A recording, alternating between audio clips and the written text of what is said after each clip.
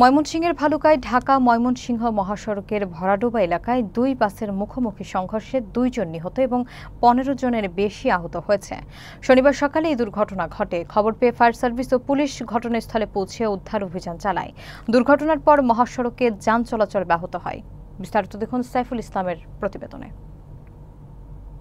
শনিবার সকালে ময়মনসিংহের ভালুকায় ঢাকা ময়মনসিংহ মহাসড়কের ভরাডোবা ক্লাবের বাজার এলাকায় নেত্রকোনাগামী একটি বাস ও ঢাকাগামী শ্যামলী পরিবহনের আরেকটি বাসের মধ্যে মুখোমুখি সংঘর্ষের ঘটনা ঘটেছে।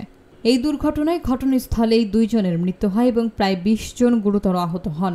খবর পেয়ে ফায়ার সার্ভিস এবং ভরাডোবা হাইওয়ে থানা পুলিশ দ্রুত ঘটনাস্থলে পৌঁছায়। তারা নিহতদের লাশ এবং আহতদের উদ্ধার করে ভালুকা উপজেলা স্বাস্থ্য কমপ্লেক্সে পাঠায়।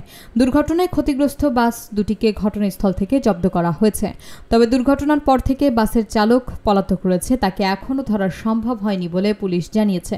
এই সংঘর্ষের ফলে কিছু সময়ের জন্য ঢাকা ময়মনসিংহ মহাসড়কে যান চলাচল ব্যাহত হয়।